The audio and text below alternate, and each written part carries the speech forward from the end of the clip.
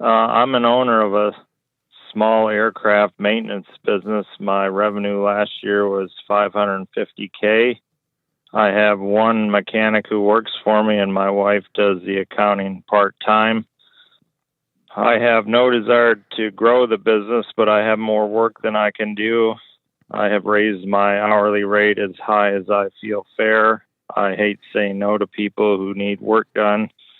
My question is it a good idea to hire another employee if I like working but don't enjoy training or overseeing, and I'm pretty much maxed out in my what I got going on right now with my hours I work?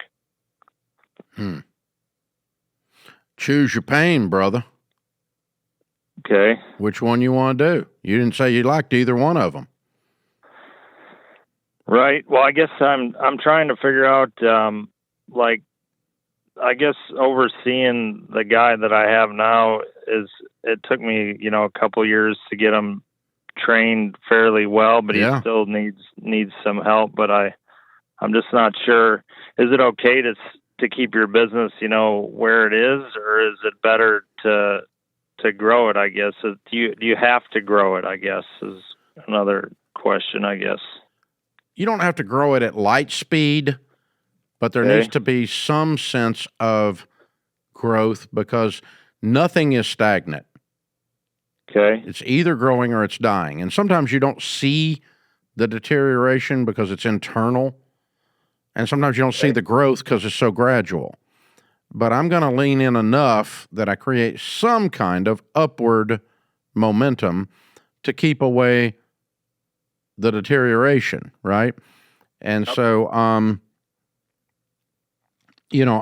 don't know that necessarily hiring another mechanic is the way to grow, the only way to grow for you. I don't know. I don't know how you grow, but it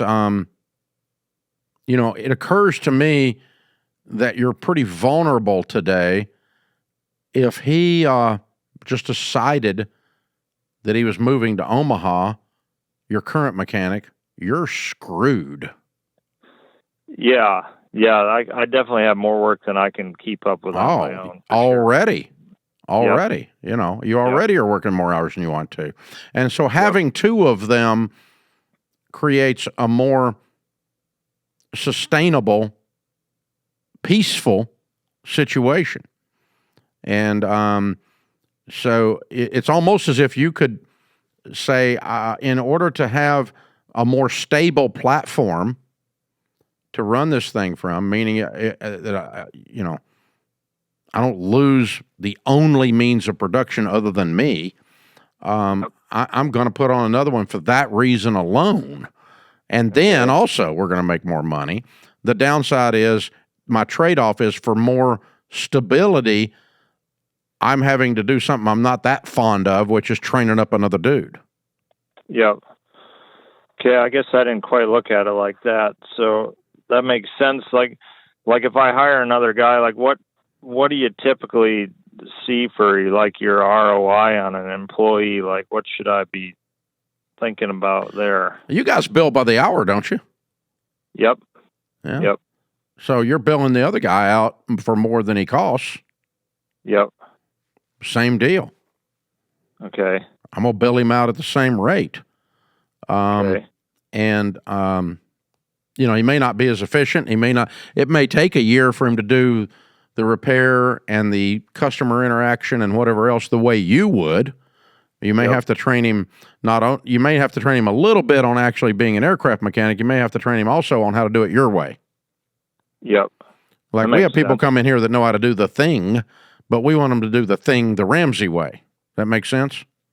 Yeah, that makes a lot of sense. Yeah, and that is bothersome, but you gotta give yourself a little emotional margin and say, okay, the trade-off is I'm going to be a little bit frustrated with catching this guy up, but the return is that I'm not as vulnerable to one of them walking in and quitting or walking in and demanding double pay or some crap, which you'd have to fire the guy then, right?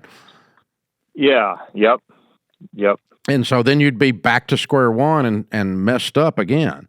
So, yeah, I think I'm going to look at doing it or It might be you do it after you raise prices or before you raise prices again.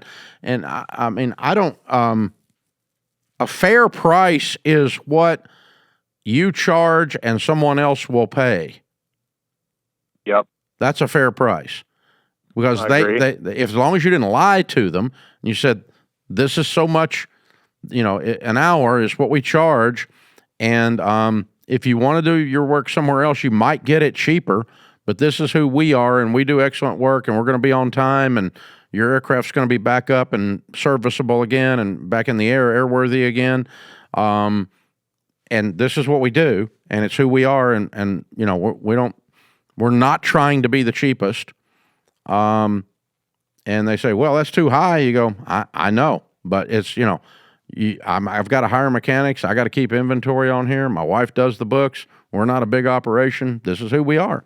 And some customers may elect to move on, and others, but every other customer that stays is going to be a more profitable customer, and you're going to be glad that you have them. And again, you mentioned earlier you'd raised your prices, and that had lowered some of your volume. I would do that again, is what I'm saying, and I would look at hiring someone, but gradually. You don't have to do all of this in the next 4 days. There's nothing on fire here, but all we're saying is you're gently taking off. You're gently moving towards growth rather than gently deteriorating. Okay. That's some really good advice. Yeah. That makes a lot of sense to me. So gentle that 10 years from now, it may look like you haven't moved much. Right.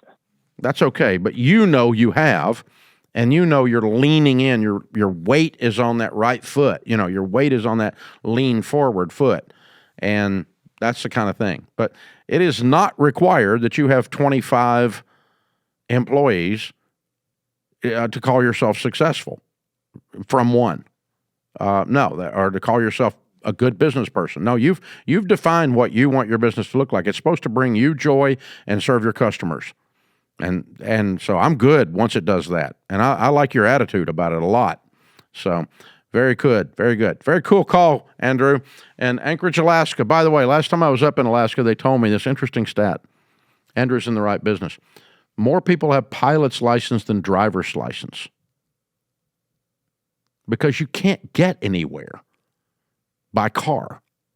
And so they jump in a little plane of some kind and go everywhere. And I did it. I jumped in a little plane, did all kinds of stuff when I was up there. Not flying myself, but I was in the passenger seat. But everybody's got a dadgum plane. It's crazy. And so he's in the right business. It's amazing. So very, very cool.